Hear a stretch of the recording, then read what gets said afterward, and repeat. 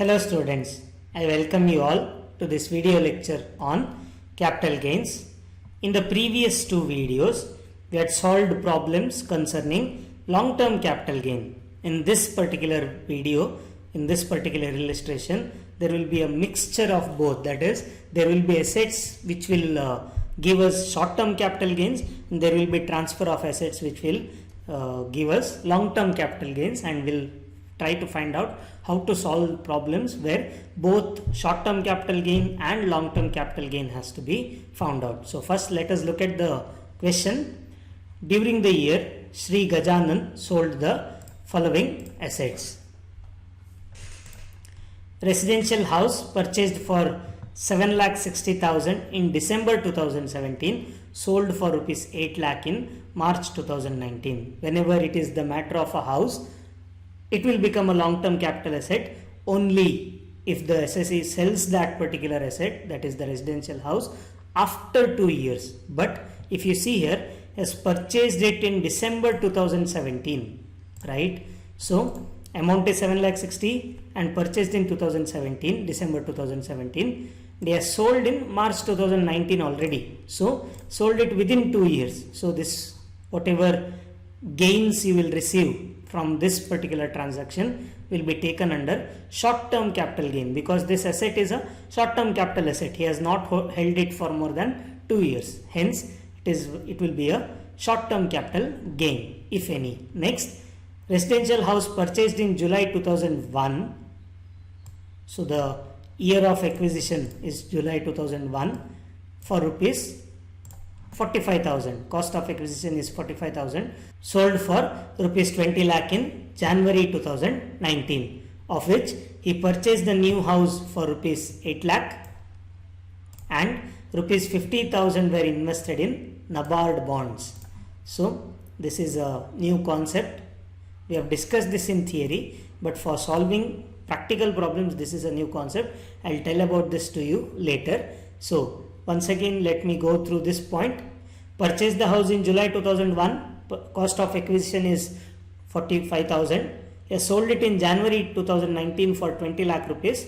He has purchased a new house once again for rupees 8 lakh and 50,000 rupees he has invested in NABARD bonds. So next, self-cultivated agricultural land in Patna, purchased on 1/1/2001, okay, for rupees 1,20,000, sold on 1/2/2019 for rupees 5,50,000, right?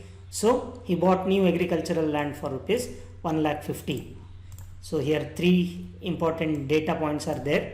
That is, cost of acquisition is 1,20,000, sale proceeds or full value of consideration is 5,50,000. He has purchased a new land, agricultural land, rupees 1,50,000. He has sold the agricultural land, and from the proceeds or from the capital gains, he has once again purchased another agricultural land.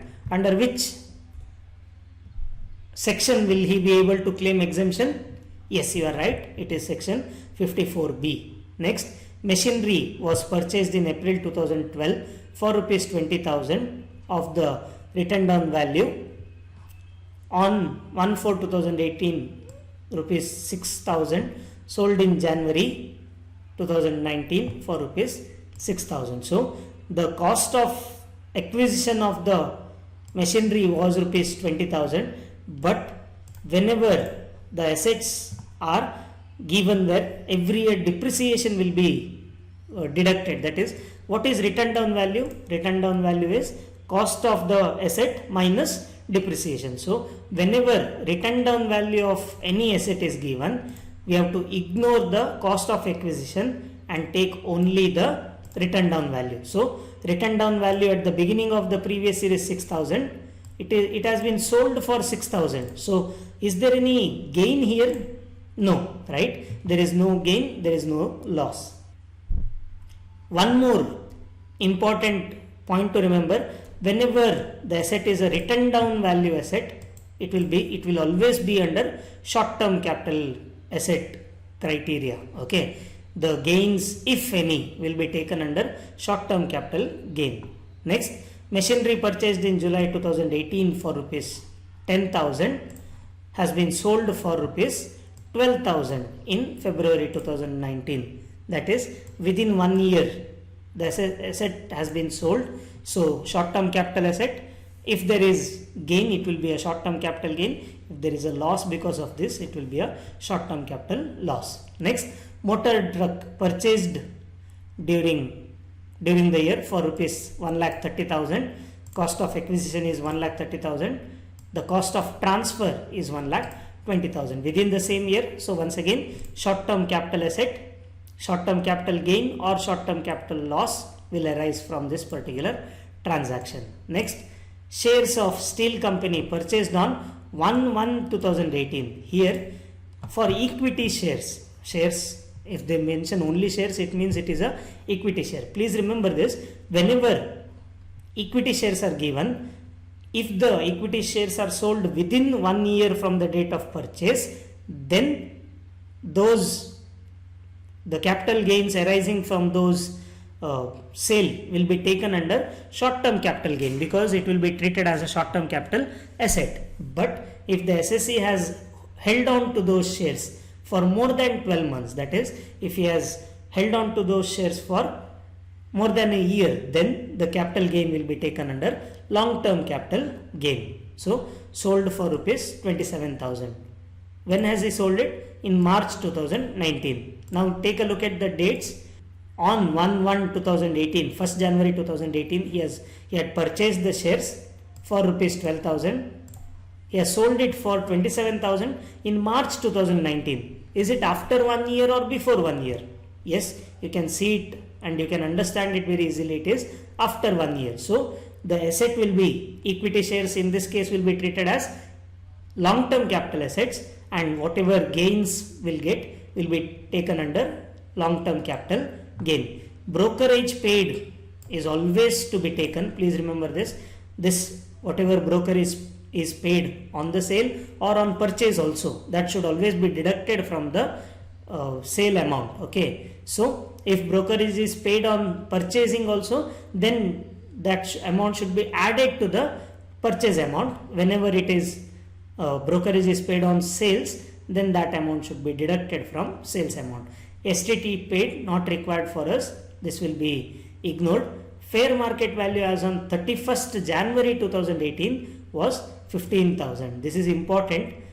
There is a clause which is known as grandfathering clause. What does that mean?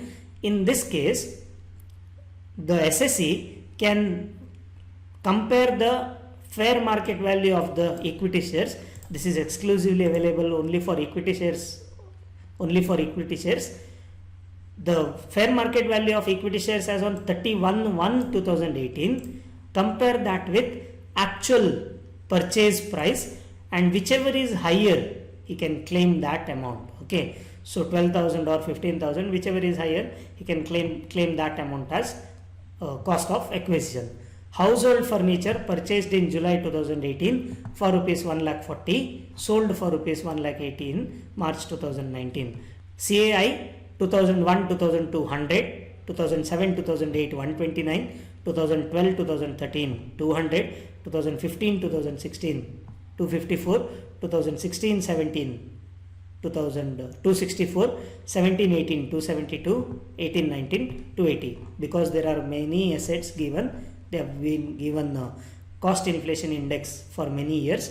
For us, please remember, cost inflation index is useful only when computing long term capital gain. For any assets concerning short term capital asset, we will not be using this cost inflation index. This will be of no use for us. So let's jump on to start the solution. And always remember, whenever there is short term capital asset and also long term capital asset, you have to always start with short term capital. You have to always start with short term capital gain or short term capital assets, right? So first, there is a residential house which has been given. So what is the sale proceeds? This is the May 2016 section B, problem number 10, Shri Gajanan problem. So if you want to check if you want to catch textbook and look at the video, then it will be much more easy for you to understand. So sale proceeds is 8 lakh. Next, cost of acquisition. Why are we not going for indexed cost of acquisition here? Because it is a short term capital asset. Directly take the cost of acquisition 7,60,000. So short term capital asset from sale of residential house will be 40,000. This is the first short term capital asset. Let's go for the next one. Second one is machinery. Old machinery, he has got 6,000 rupees. There is one more machinery which he had purchased and sold in the same year. So 12,000. So he has sold one old machinery for rupees 6,000, another machinery for 12,000. Total sale proceeds from machinery is 18,000. Then we have to deduct the cost of acquisition. Written down value. Whenever written down value is given, we have to take the written down value itself. So written down value of old machinery is 6,000. Purchase price of new machinery is 10,000. So when you add both of this, 16,000 rupees you have to deduct as cost of acquisition. So 18,000 minus 16,000, 2,000 will be short term capital gain from sale of machinery. So remember, these alphabets are given so that you will understand how to add them later on. Next, we'll go for motor truck. There is one truck he has purchased. He has sold it for 1,20,000, but the cost of acquisition was 1,30,000. So naturally, here purchase price is more than the selling price. So there will be, rather than being a gain, there will be a loss. So what is the loss? Minus 10,000. So taxable short term capital gain. There is no other short term capital asset. Furniture was given in the problem, but household furniture is not a capital asset. I've told you that in the theory part of the video lecture itself. So I hope you remember that. If you don't, please make a note of it. Household furniture, let them give it in any way, but household furniture is not a capital asset, and hence nothing will with regards to that particular transaction will be taken into account while computing capital gains, right? So short term capital gain, how do we find out? First take 40,000, add 2,000, 42,000 minus 10,000. So short term capital gain is 32,000. Next, we have to go for long term capital gain, that is arising out of long term capital assets. First one is the residential house property. Sale proceeds is 20 lakh. We have to go for deduction of cost of acquisition or indexed cost of acquisition. Yes, you are right. We have to go for indexed cost of acquisition. 45,000 was the cost of acquisition. 280, not 280, 280 is the cost inflation index in the year of transfer, that is 1819, and cost inflation index for the year 2001-2 is 100. So 45,000 into 280 divided by 100, 1,26,000 will be the indexed cost of acquisition. So there is nothing else. There is nothing with regards to cost of improvement or expenses incidental to transfer. So 20 lakh minus 1,26,000, long term capital gain will be 18,76,000. Next, exemption has to be claimed.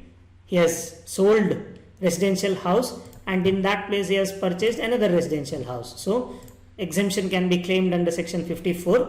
The cost of new house is 8 lakh. So when we deduct 8 lakh from 18,74,000, we will get 10,74,000.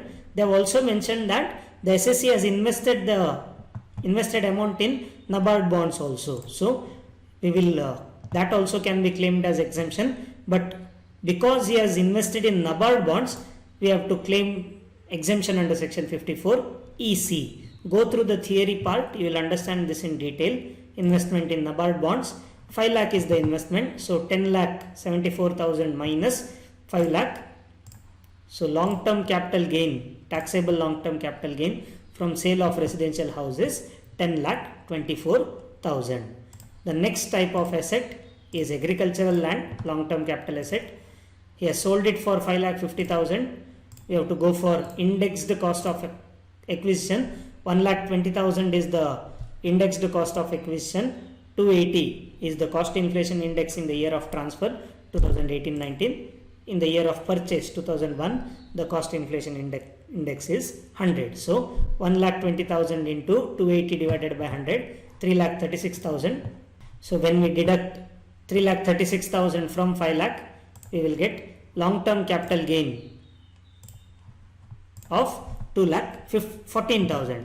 In the problem, they have also mentioned that he has invested in another agricultural land. So if he sells an agricultural land and purchases another agricultural land, then he can claim exemption under section 54B. So how does he claim exemption here? The full amount, that is whatever is the cost of new land. So 2,14,000 minus 1,50,000. So he'll get a taxable long-term capital gain of 64,000. 2,14,000 minus 1,50,000. So 64,000. The next type of asset is equity shares. Sale proceeds is 27,000. He has sold it for 27,000. While you are going for deducting the cost of acquisition, please remember you have to take purchase price or fair market value as on 31st January 2018, whichever is higher. So 12,000 or 15,000, which is high? 15,000 is high. So now expenses incidental to transfer 500. I've told you expenses incidental to transfer with regards to sales should be deducted here. If there are any expenses or brokerage given while purchasing the shares, then we have to add it to this amount, right? So long-term capital gain from sale of shares. Though if you can see here, there is 11,500 rupees as long-term capital gain, we will treat it as exempt. Why? Because as mentioned while explaining the theory, if long-term capital gain is less than 1 lakh rupees, whatever amount you get here is less than 1 lakh rupees, then it will be treated as exempt. If it was 1,11,500, then 1 lakh would have been taken away and 11,500 would have been shown as long-term capital gain. But here the amount does not exceed 1 lakh, so it will be fully exempt. Next, take the taxable long-term capital gains. So how do you get this taxable long-term capital gain? So go to all the capital gains. So the first one is 10,24,000, then add 64,000 to this and add, there is nothing to add here. If there was something, then you should have added this also. So 10,88,000. Total capital gain, that is short-term capital gain, which we have found out here, 32,000 plus 10,88,000. When we add both of this, we'll get 11,20,000. The short-term capital loss arose from sale of motor truck is set off from short-term capital gain arose from sale of other short-term capital asset. Please remember, short-term capital loss arising from short-term capital loss can be set off with long-term capital gain also, but the other way around cannot be done. That is, if there is long-term capital gain, long-term capital loss, it can be set off only against long-term capital gain. It cannot be set off against short-term capital gain.